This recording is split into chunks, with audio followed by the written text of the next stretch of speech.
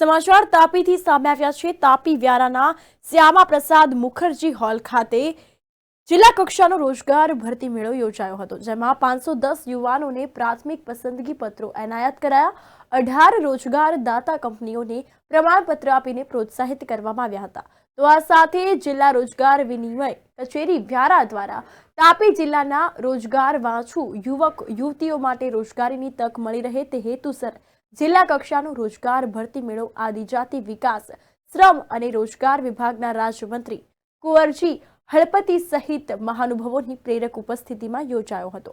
આ પ્રસંગે આદિજાતિ વિકાસ રાજ્યમંત્રી કુંવરજી હળપતિએ ઉપસ્થિત રોજગાર વાંછુક યુવાનોને પ્રોત્સાહિત કર્યા હતા। તાપી જિલ્લામાં ભરતી મેળાનું આયોજન કરવામાં આવ્યું હતું। મને કહેતા આનંદ થાય છે કે છેવાડાનો તાલુકો હોવા છતાં પણ અહીંયા 916 જેટલી આજે નવી તક ભરતી મેળામાં લોકોને મળશે।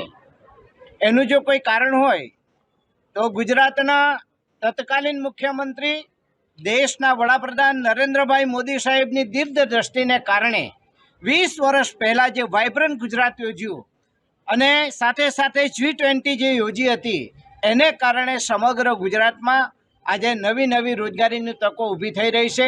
ગુજરાત એ હિન્દુસ્તાનનું ગ્રોથ એન્જિન બનીને આગળ વધી રહ્યું છે। ગુજરાત એ પ્રથમ નંબરે રોજગારી આપનારું રાજ્ય બન્યું છે અને તેને કારણે ગુજરાતમાં નવા સ્કોપો ઊભા થઈ રહ્યા છે। હું ગુજરાતના મુખ્યમંત્રી ભૂપેન્દ્રભાઈ પટેલ સાહેબને પણ અભિનંદન આપું છું કે નવા વર્ષની બજેટની અંદર પણ નવી જોગવાઈઓ લઈને દ્રોણ જેવી તાલીમ આપવાનું કામ પણ એમણે શરૂઆત કરી છે ને તેનાથી બહેનો હોય છે કે ભાઈઓ હશે એમને નવી રોજગારીની તક ઊભી થશે, તાલીમ લેશે અને 6 મહિનાનો કોર્સ હશે અને પછી એ પગભર બને તે દિશામાં ગુજરાત સરકાર આગળ વધી રહી છે। અમારી કંપની સુરતની છે, મેં સુરતથી અહીંયા રોજગાર ભરતી માટે। શું નામ છે આપની કંપનીનું? 99 સર્વિસ કેર। 99 service care. કઈ વસ્તુની વેકેન્સી આપ લઈને આવ્યા હતા?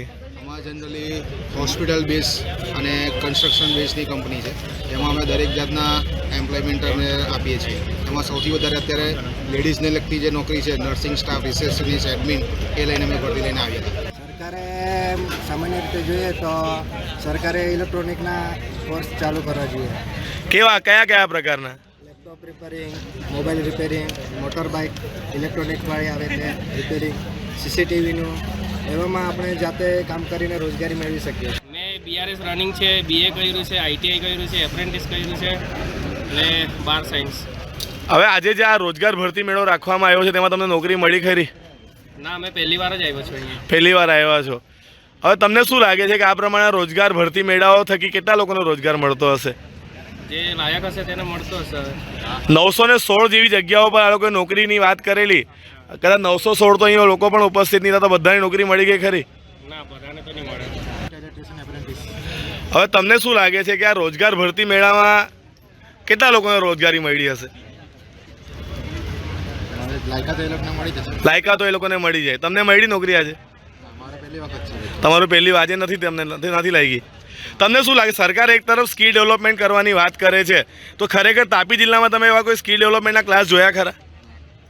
શું શીખવવું જોઈએ? આજના સમયની માંગ શું છે? જે લોકો જે કોર્સ કરે છે એ લોકોને લાગતું વળગતું